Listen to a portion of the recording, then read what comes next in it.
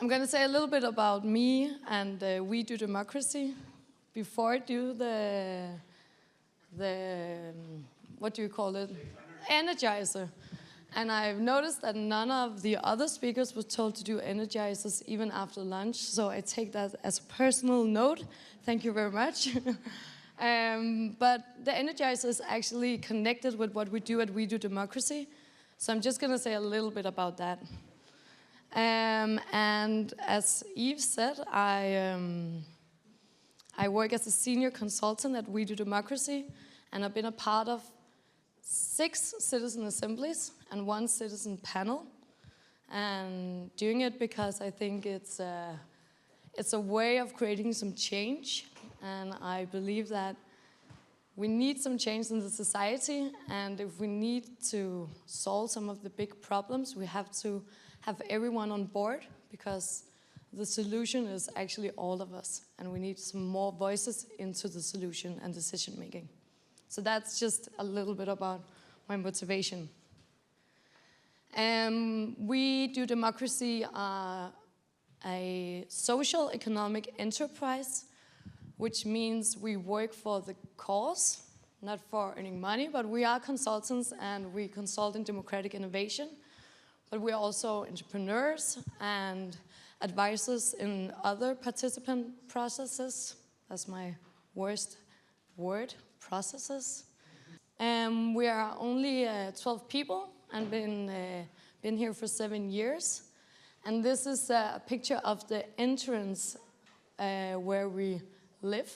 We say that, but yeah, I spend most of my waking time there, so I can say I live there. It is called the Democracy Garage. It's a meeting place. We call it a democratic hub, where other organizations also that works with the democracy have their home.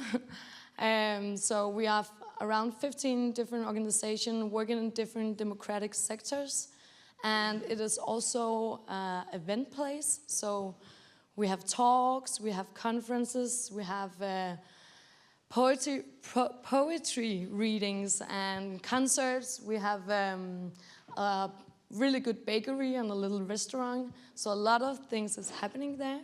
And if you're ever in Copenhagen, come by. It's a really nice place. It's fantastic. Thank you. We also do a thing called democracy fitness. And it's from a philosophy that democracy is not only something that exists out in the society, but it's also something that we do every day. It's how we live, it's how we think, it's how we speak. And it's also something you can feel in your body. We created the Democracy Fitness Program so you can actually train your democratic muscles. And it sounds fun, and it is kind of fun to do. We have created a training program for 10 different muscles. It's empathy, opinion, active listening, compromise, curiosity, courage, activist, mobilization, verbal confidence, and disagreement. And to practice some of these muscles, you get better to use them in your everyday life and how you live in a democracy. So I think we should try to start with the Energizer, where we train one of the muscles. I'm going to do a really short version. The real version is 30 minutes, but we don't have that. Maybe we can finish it later. But I thought, okay, which muscle to choose? And I chose the disagreement muscle, because for me it's the most important thing in democracy, that we can disagree and have different opinions, but still live together and find compromises and solutions. And I think also it's the keystone in deliberation. So are you ready to try to train the disagreement muscle? No. Everybody then get up and stand in front of the stage.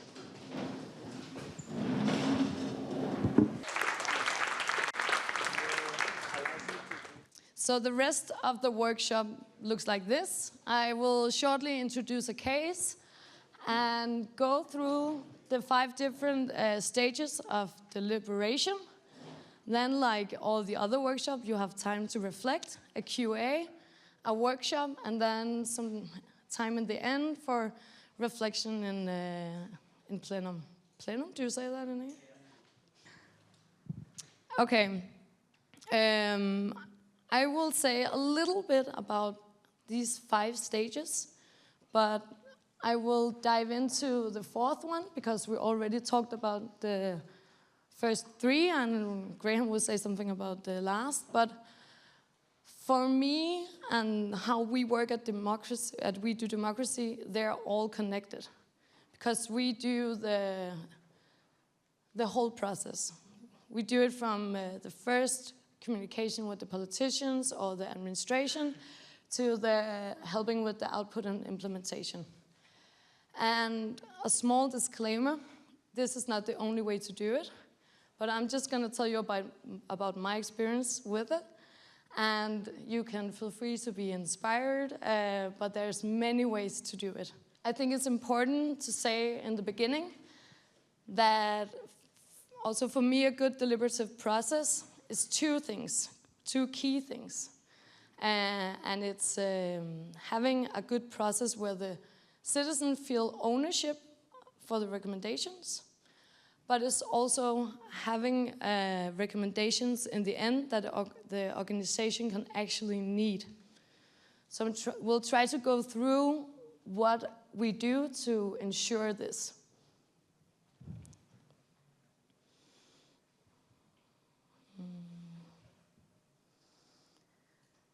And this is a list of the different citizen assembly that's been in Denmark for the last 5 years. We Do Democracy didn't do all of them. There's also another organization formerly known as Danish Board of Technology. Now it's called Democracy X. They also did some of them.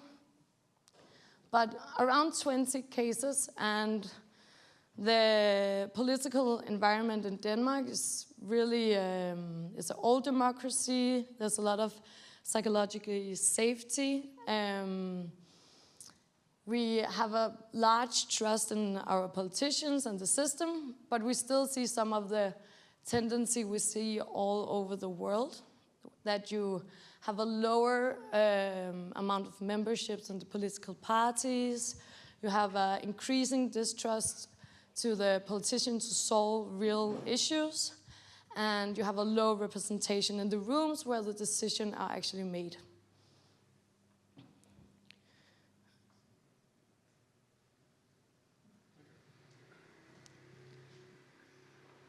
Yeah, and I will tell you about. It's too quick. I will tell you about this one called the Copenhagen Climate Assembly. And it was completed last year by the municipality of Copenhagen. And it was the 4th citizen assembly that the municipality did. It is an assembly that goes on in 3 phases, 3 years. And the first one was for the vision of the good life. I will tell you about the remit and the guiding principles. And then after the first year, we're actually designing the second year now. And after the second year, we will design the next year. So it's a process where you really have time to learn from the experience in every stage.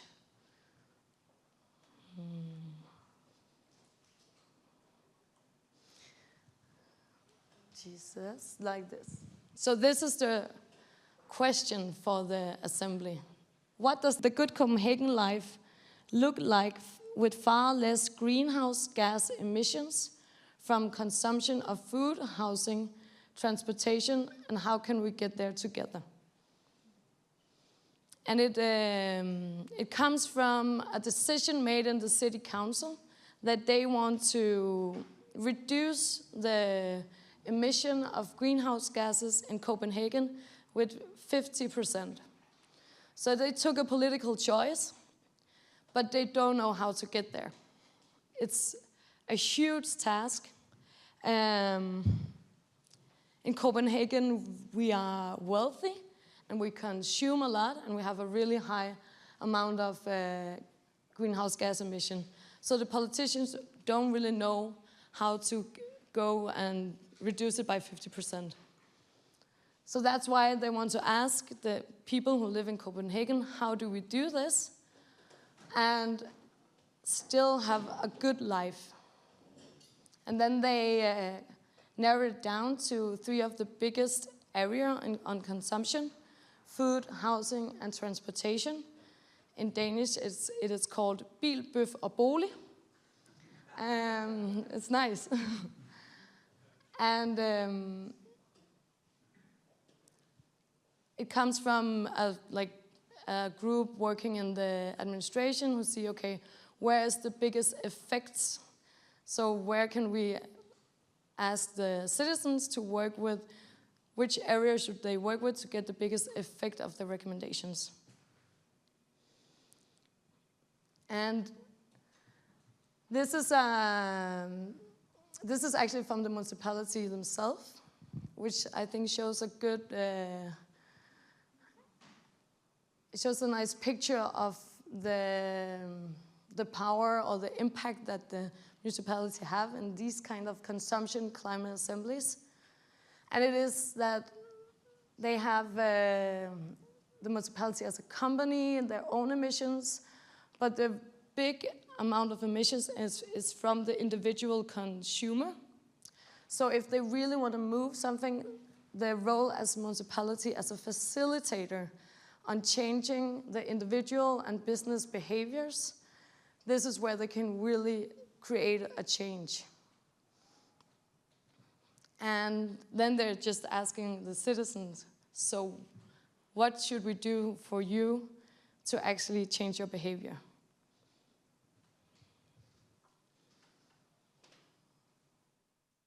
I hope this one makes sense.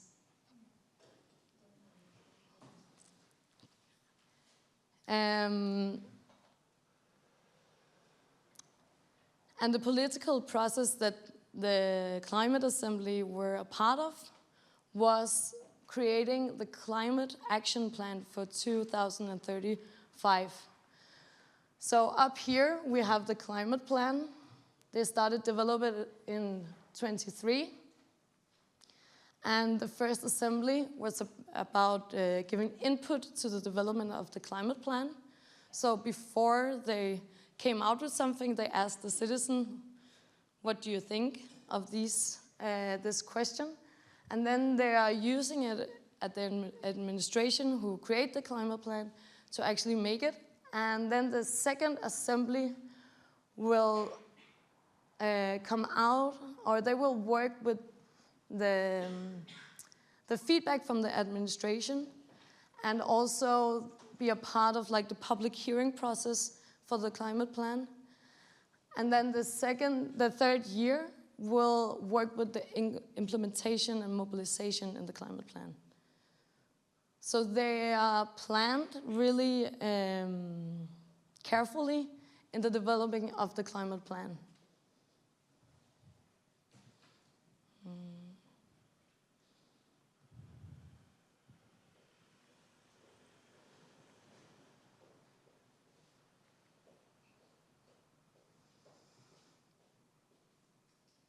Okay, and for me, the 5 steps here, I said that they were connected together. And it's not that you can't do it apart from each other, but I think it's really important to understand what the organization need and what they're curious on and what the real problem is when you are guiding the citizen group to make a recommendation that they can use. And of course, it's a balance between letting the citizen feel some ownership, but also give them direction with I call it a soft hand in the back, so they create something that the organization can actually use.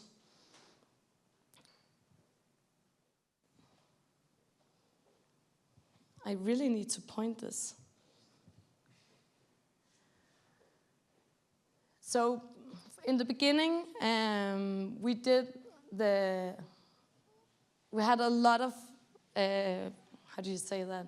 We had a lot of conversation with the municipality of Copenhagen, and they are, as I said, a mature organization doing citizen assemblies. So they know kind of the method, they know how to work, they're used to it. But either way, we had a lot of workshops trying to help them create the right remit for the citizen assembly. And we are the third-party secretary, and then the project group is us and the administration. And then we talk with the administration, what is the need of the politician, what is the need of the administration that creates the climate plan. And the city council then gives the mandate to the citizen assembly that they will work with the recommendation and they will answer it, and if they don't follow the recommendation, they will explain why. And what we learned for the second year, because here the mayor was and presenting it, she said, welcome, this is why we do this, so nice to see you, I'm giving you the task, and then she walked away and they didn't see her again. So what we're gonna do next year, we're gonna, if you can see, shove the city council a little bit closer to the citizen assembly, or try to, because it was a wish for the citizens to have more interaction with the politicians, to understand the political climate and the real issues, and just to also understand what is feasible, what have you done before, what is really hard and why is it hard in the city to do it for the city council. And again, it's a balance that you don't take them too far into the process, so they're gonna be, so it's not gonna be legitimate, and people can say it's too affected by the politicians. But we have been really afraid to do that. But now I can see that in the political environment we have in the Copenhagen municipality, this can actually work, and it will work better to give some recommendation in the end that the politician have more ownership about, and then also have more motivation to implement. And there is a lot of things that you need to consider during the organization and micro design. There's the time, how much time do they need to answer the remit? There is the politician and citizens. How do you involve the politicians? Which citizens should be in the room?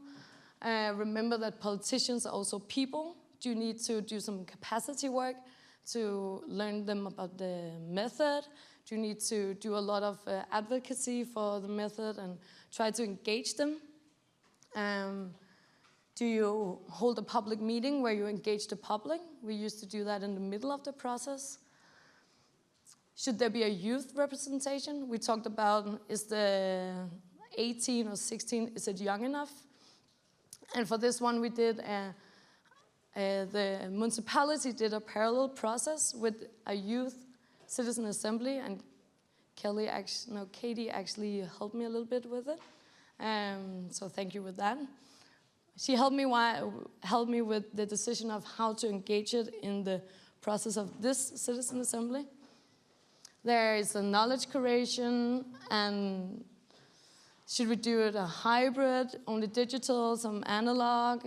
Do we have a follow-up and response, observers? All these kinds of design questions. And my point is that if you have been a part of the room to think about these questions, it's easier to make to design the process, to see, okay, how many meetings do we need? How far away from each other should they be, so we can plan the different details and get the right knowledge into the different meetings. Should there be an open meeting? Is it a question where you actually need more voices in, or is it okay to only have the representative citizen in the room? And in this case, we ended up with 6 meetings, and there were a mix of evening and Saturdays. So we do from evening from 9 to 5, and only Saturdays. We used to do whole weekends, but we think it's too tough. It's too tough for the citizens, and it's too tough for the facilitators.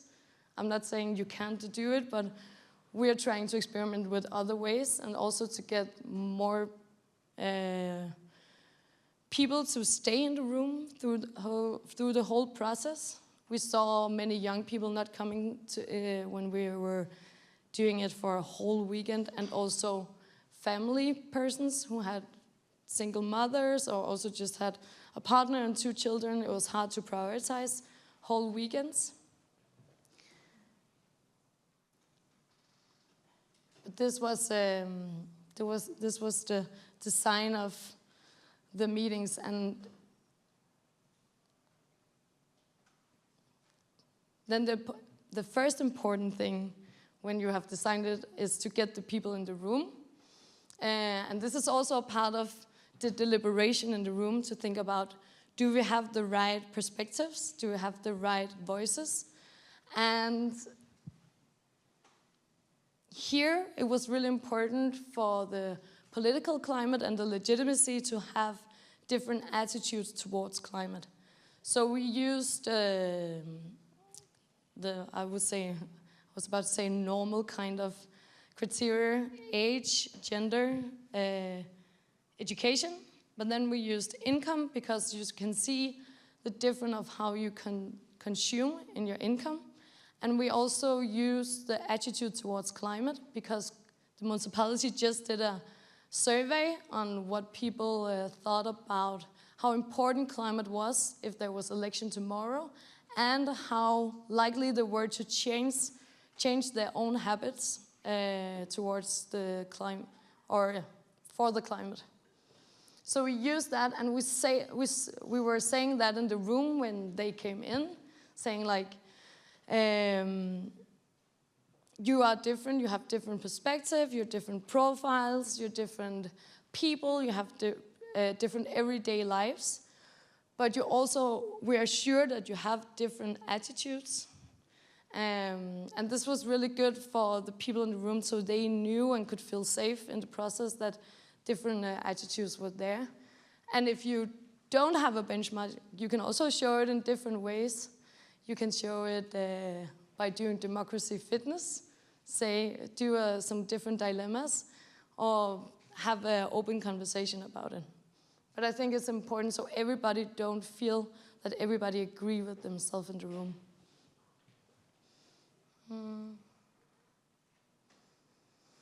And then Yves said a little bit about onboarding, but I also think this is a really important stage before you go into the room, because this is your first meeting with the citizens, knowing their motivation and the special needs, and you get a feeling of the group and the individuals, and you can handle some of the difficulties that will be in the room. You can have a chance to handle them before you get in, because if you don't know anything about those, except from some Excel paper, it can be difficult to actually make a nice room.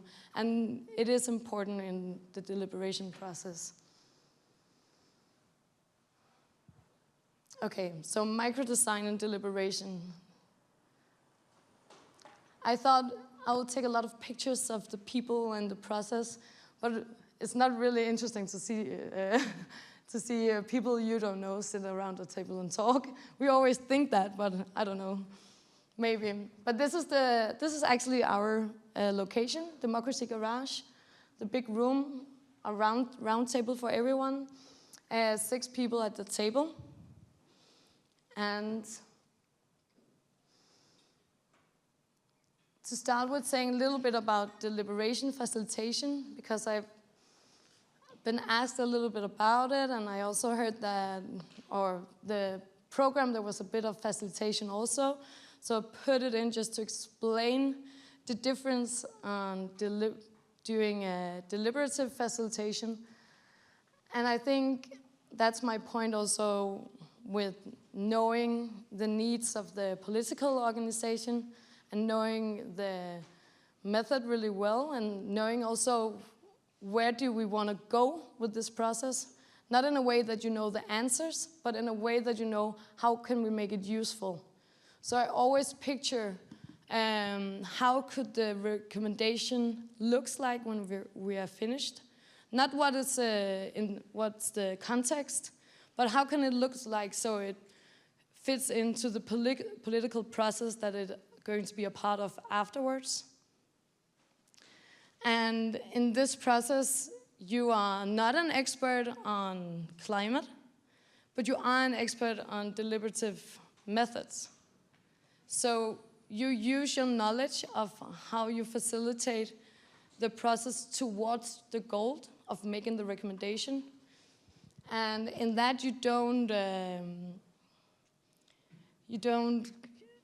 kind of go for just explorative dialogue all the way, but you try to get into where are the conflicts and what could the solution be in the conflicts. So you pick up on, oh, where's the differences in the room? Let's talk about them and try to see how can we meet each other. You also use your political sense. In Danish, we call it to have a political nose. So you use your knowledge about how are the administration going to work with this, and what would it say? What would the political parties say when they hear it or meet it? What are the dilemmas in the political environment? You use that to actually help the citizen also talk about it and help them if they ask, like, what can we do? What can we say? Then you use that kind of knowledge. And you use your guidelines. I call it here high on integrity and values. But I have some guidelines from the method that I think is kind of deep in my way to look at people, that every people have the right to their opinion, and no one is really right, and we're not here to figure out what is the right answer, but what is the good solution for all of us in the room. So you use that as a guideline all the time.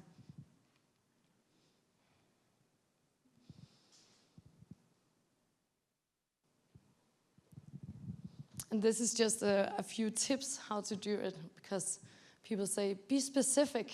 Okay, so I'm going to try to be a little bit more specific.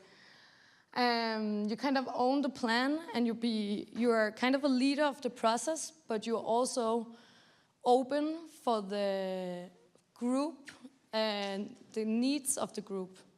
You have to be open for things can happen that you didn't plan. So you own the process by having a goal, but you also, and this is where it gets really hard, you also correct your plan for how you fill the room, what the room has of needs. Not one person, but the room. So you have to figure out every time you hear a suggestion or a need for the process, is it only Miguel's need, or do I actually see a need in the group of citizens so I can change the process towards it? You have a responsibility to make everybody feel welcome and important, and also be really observant if someone is taking the room too much, and try to engage the other people in a nice way, not in a like point your fingers way, but in a nice way where you can do different kinds of rules to do it. And you only ask one question at a time. You don't ask several questions and then expect everyone to answer all the questions. You keep it simple. You keep your focus on the spotlight. You tell really precisely, why are we doing this right now? And where are we going with it? So you keep the citizen a part of the process all the time. And then you're neutral. So staying neutral, don't nod when someone has a specific attitude and be like this when people have another attitude. Try to stay really neutral, even though it's hard as a human. Then you should try to embrace every different people and every different attitudes. And this is this is the things that are always there for when I design a deliberative process. There's the onboarding, where you tell about the method, tell about why it's important that especially you are here right now today. What do you represent? Why do we do it this way? Like, why do we need 5 meetings to come up with 5 recommendations for the politicians? So you use time to really set the people into the stage and onboard them to the process. Then you explore, you give them information. In this case, we had an expert committee who gave them information about consumption, behavior. We had the municipality help us, giving them a lot of information about the consumption of each Copenhagener. Then you go deeper, you give the citizen the room to actually talk about how do we see the problem and what do we want to work with in this assembly.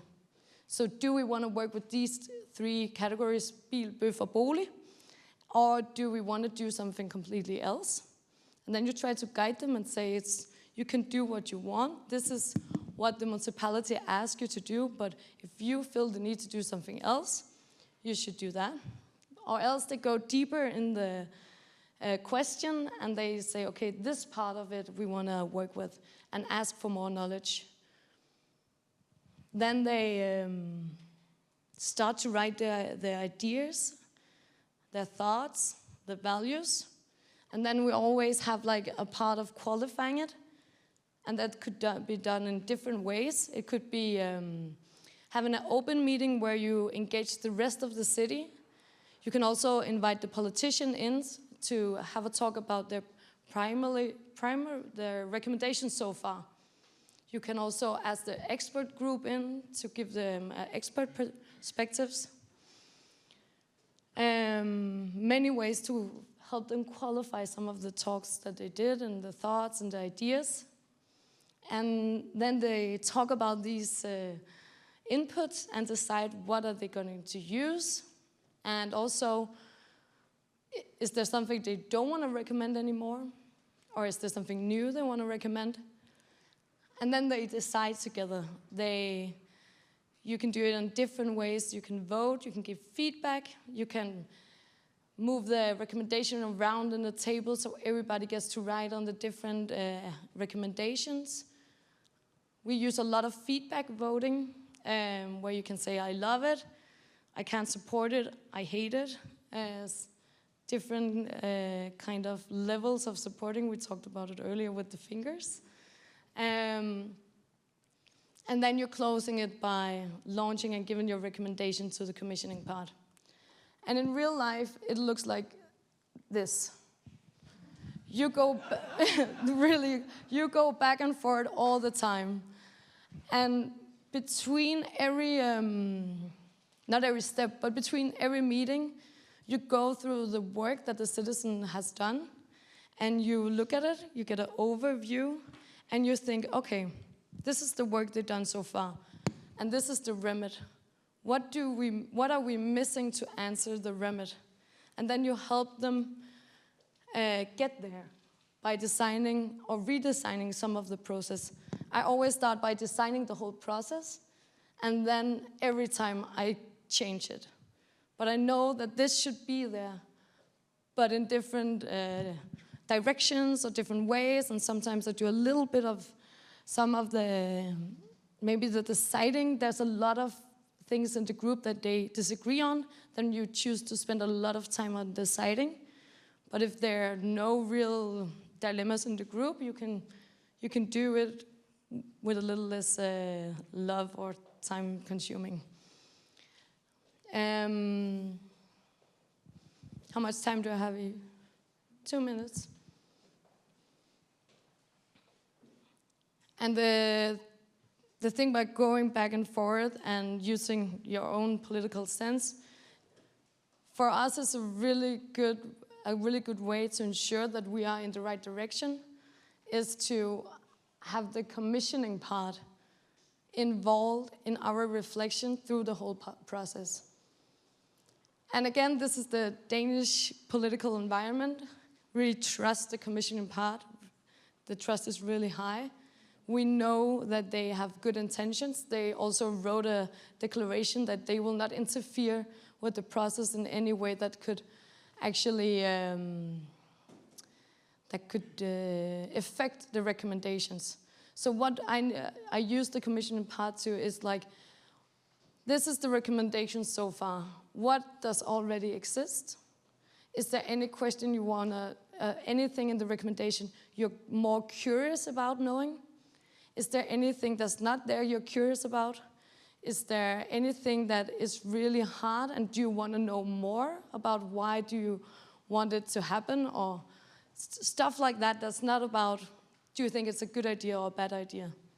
And that is also the brief we give to the politician or to the administration. If we put them into the assembly, we say, you're not here now to say what you mean, you're here to ask more questions, to help them make the recommendation useful for you in the end.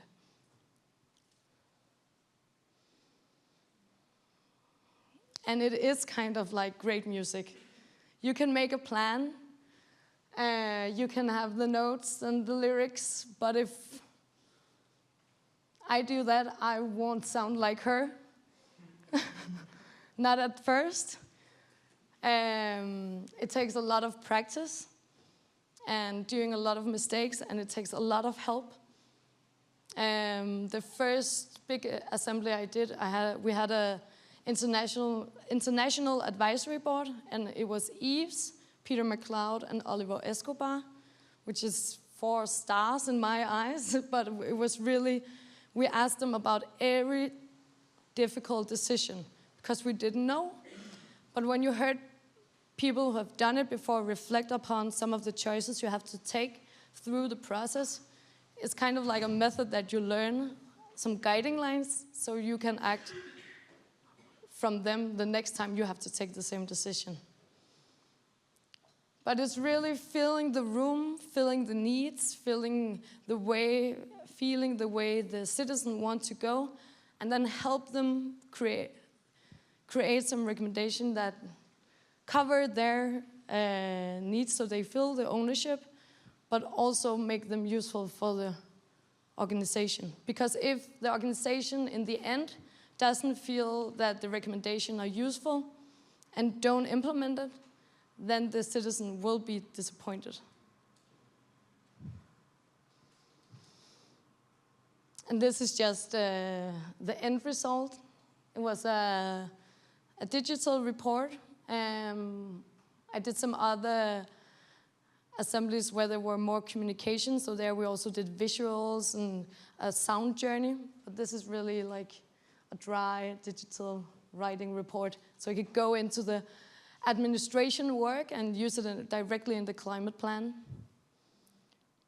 With the guiding principles, and the Citizen Assembly did this because they were like, then the climate plan is developed, but then they can always use this when they do climate policy in Copenhagen.